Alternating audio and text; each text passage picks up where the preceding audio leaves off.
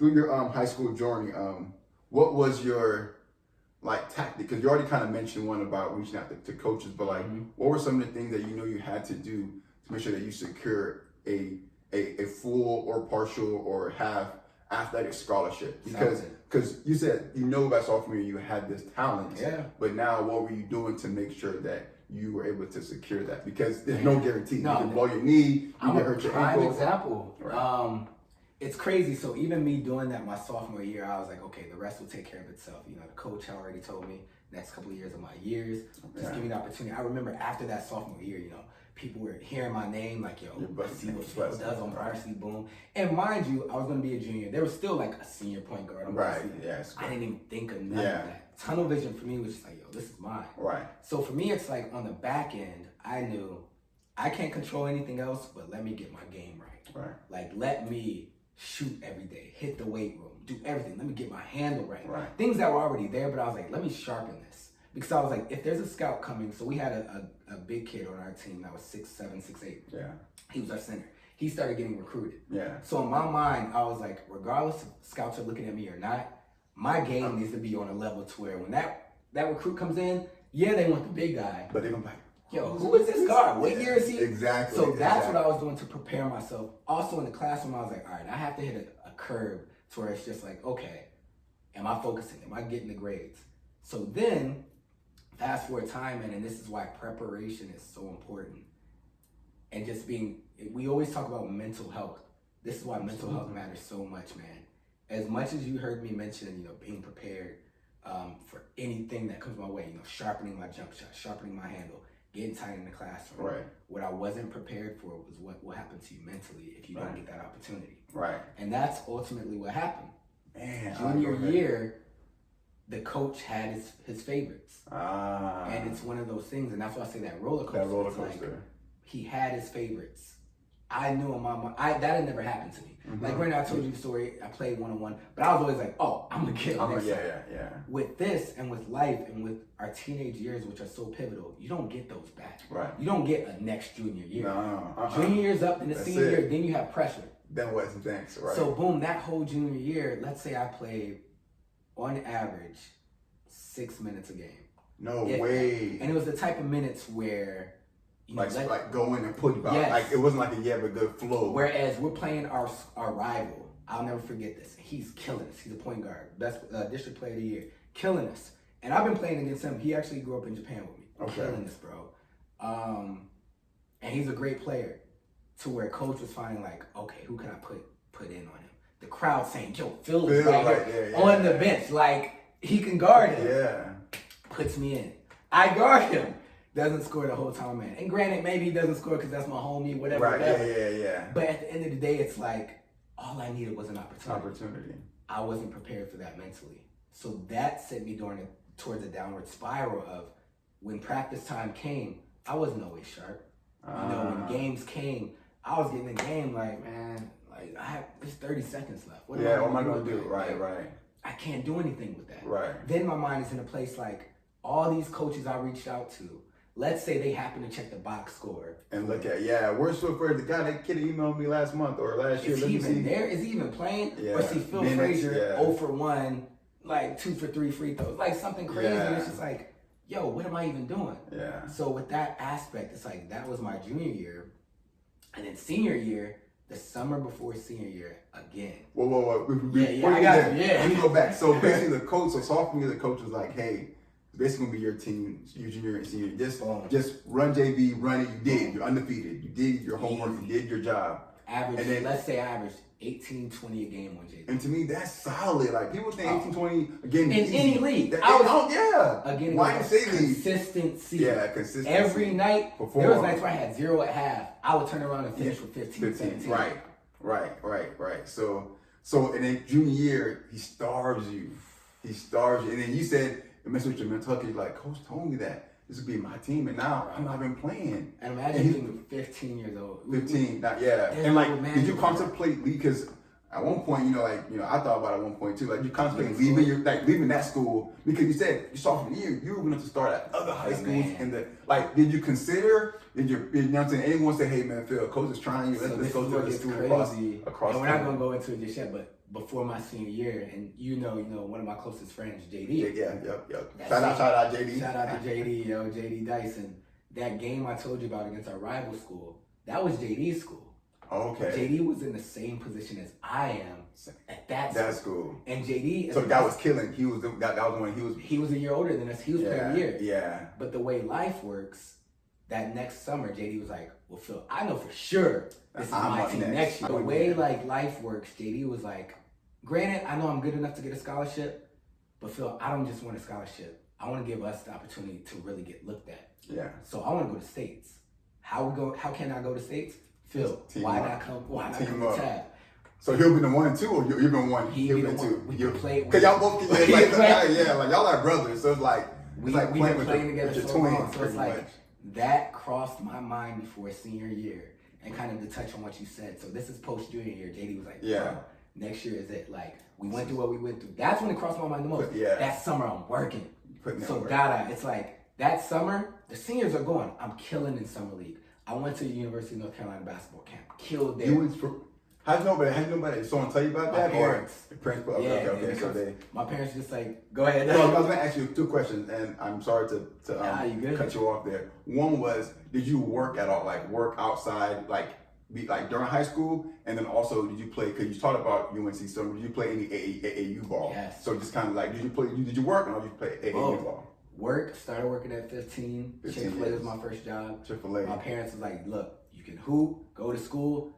If you want these shoes, these Jordans, that's the same. Hey, you're at the age now to where you can work legally. Yeah. So it's like, if you want those things, we'll make sure you have food and a roof over your head. Right. That's cool. But if you want gas money, J's, clothes, you got to get it on your own. Right. So it's like, again, at that age, you're trying to do so much.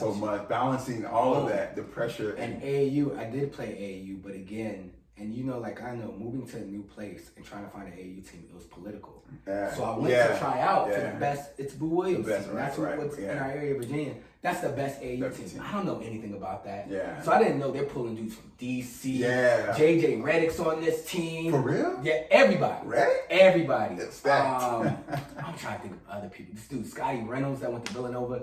Anybody that's for all the AAU teams. Yes. So they were recruiting. So it's like this was also an eye opener for me. Like, all right, I'm good, but there's levels. There's level to this level. They're out here playing Kevin Durant's AAU team. Right. I was like, okay. So I did end up playing for like their C team. Okay. So I say all that to say, juggling all of those on top of high school basketball. Heading into senior year, I was ready. Yeah. So again, where JD was just like, yo, come to my school, bro. We could do this. Like, we've been go to state, get singing, every summer. My coach again pulled you in. Said, come to and was like, hey, Phil, I know, last season went, how it did.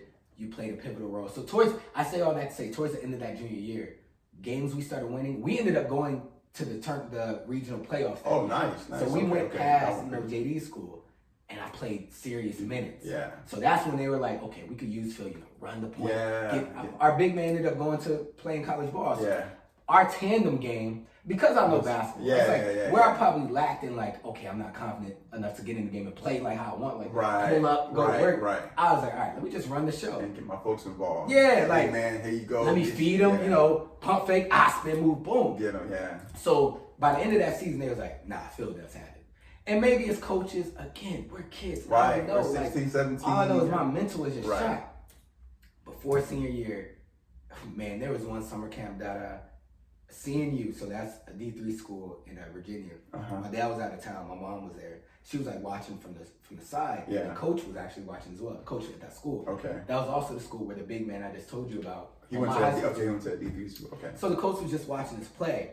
I'll tell you, I think I had my homies pops told me I think I had 35 that game. Dang. 35. My pops wasn't there. I don't think my pops has ever seen me hit 35. 35. So but my homies pops saw. My mom saw. And after the game, my homies pops was like, Phil, you know how much you had? And I was like, nah. He's like 35. I was like, I've never hit 35. Like, I don't even know what that feels like. Yeah. Like, I shoot a lot, but I've never been in a game where it's just like, oh, dropping. That's something clicked. I was like, nah, bro, you're like that. My mom afterwards, I was talking to Coach Woolen. I was like, really? What was he saying? She was like, if you keep that up, he's gonna try to recruit you this year.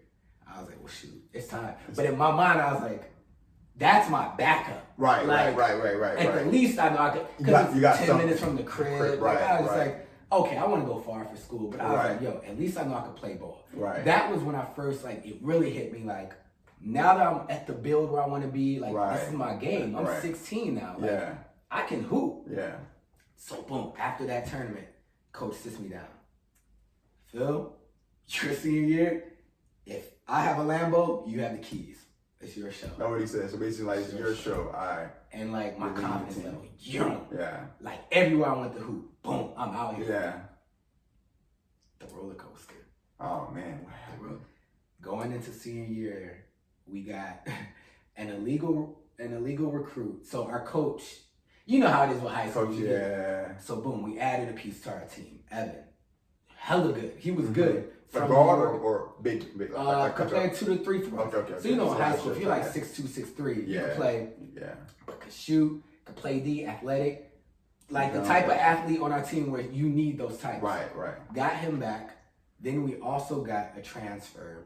He played with us my sophomore year. So he grew up, you know, in our school district. Right. Moved away, got locked up, came back for our senior year. One of the best basketball talents I've ever played with, Dada. Natural. Wow. With drink a 40 before practice. My height, point guard, shooting guard. You go 40 before practice and 40 before practice. still kill. Still going again. I watched him. So he played that varsity team I told you about when I was a sophomore. He was on that team. He was a sophomore as well. Averaging 20. Never practiced. Never worked on his game. But JD and everybody told me Marcus was that good since we were, like, well, they knew him. Yeah, since yeah, we were yeah. 12. And you've probably seen people like that. Yeah. I had a teammate that was almost same thing, like Boom. could smoke, drink for the game. Coach knew, like, man, he's not gonna come crap, but he's when gonna they drop play- it when he play. They play. It's just natural. So the dynamic of, and I've played with them before, and me as a basketball player, I could play with anyone. Mm-hmm. So once they came, I knew off rip that was going to change the dynamic of our team.